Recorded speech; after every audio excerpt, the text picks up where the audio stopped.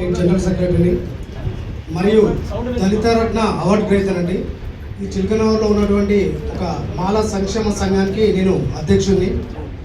అయితే ఈరోజు ఇక్కడెక్కడ ఉన్నటువంటి ప్రదేశాల్లో ఉన్నటువంటి సోషల్ సర్వీస్ చేసినటువంటి అందరినీ, మన పెద్దలు చెప్పినట్టుగా ఆణిముత్యాలు అందరినీ ఇక్కడికి ఒక స్టేజ్ పైకి తీసుకొచ్చినటువంటి స్ఫూర్తి సొసైటీ ఆఫ్ ఇండియా మన డాక్టర్ ఆకుల రమేష్ గారికి నేను ప్రత్యేకంగా ధన్యవాదాలు తెలియజేసుకుంటున్నాను.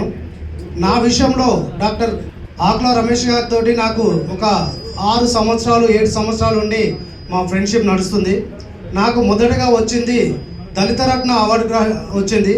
ఆ దళిత రత్న అవార్డు వచ్చినప్పుడు కూడా మన డాక్టర్ రమేష్ గారిని తీసుకొని మేమిద్దరమే వెళ్ళి అవార్డు తీసుకోవడం జరిగిందని. తర్వాత ఇప్పుడు ఇస్తున్నటువంటి ఒక డాక్టరేట్ కూడా తను ఇవ్వడం నాకు చాలా గర్వకారంగా, చాలా సంతోషంగా ఉందని మీ అందరికీ తెలియజేసుకుంటున్నాను.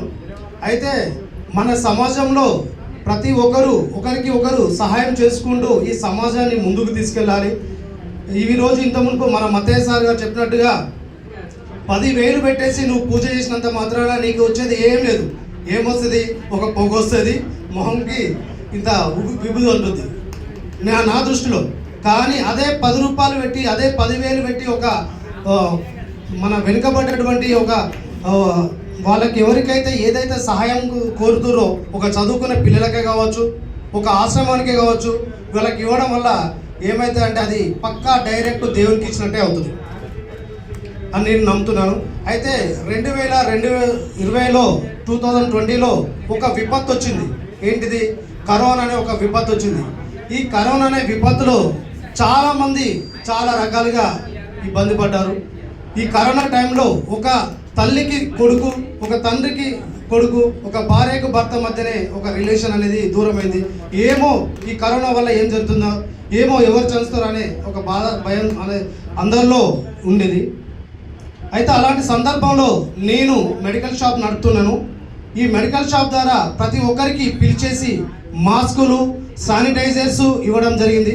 అదేవిధంగా మా లోకల్లో ఉన్నటువంటి ఈరోజు చిలకనూరులో ఉన్నటువంటి కార్పొరేటర్ శ్రీమతి బన్నాల గీతా ప్రవీణ్ గారు, ఆ రోజు అతనికి ఎలాంటి పదవి లేదు, అయినప్పటికీ కూడా అతను మమ్మల్ని తీసుకొని ముందుకెళ్ళేసి ఆ ఏరియాలో ఉన్నటువంటి ప్రతి కుటుంబానికి మా వంతు సహాయంగా ఉదయం కూరగాయలు ఇవ్వడము, సాయంత్రానికి ఇంకొకరి దగ్గరికి వెళ్ళేసి ఒక ఎవరైనా స్పాన్సర్స్ ఉంటే వాళ్ళ దగ్గరికి వెళ్ళి ఆ స్పాన్సర్ నుండి కొన్ని డబ్బులు తీసుకొని మళ్ళీ వాళ్ళకి బియ్యం ఇవ్వడం.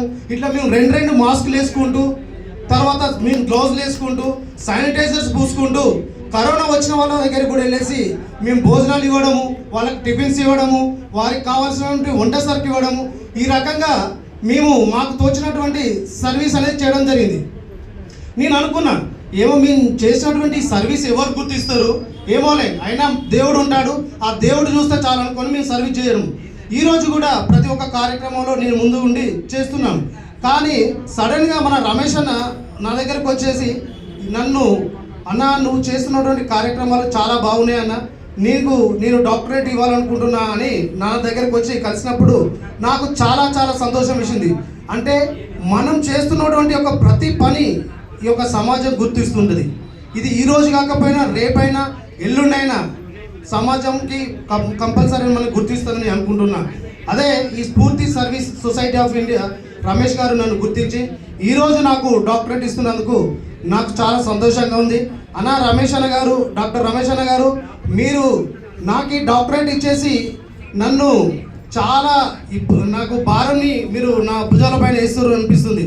ఎందుకంటే చాలామంది మన పెద్దలు చెప్పిన విధంగా డాక్టరేట్ అనగానే అది ఒక అవార్డు, అది ఒక మనకు ఒక భూషణం. ఆ భూషణాన్ని మనం కాపాడుకోవాలనుకుంటే దాని విధంగానే మనం మంచి పనులు చేయాలి, సమాజానికి ఉపయోగపడే విధంగా మనం ముందుకెళ్ళాలి.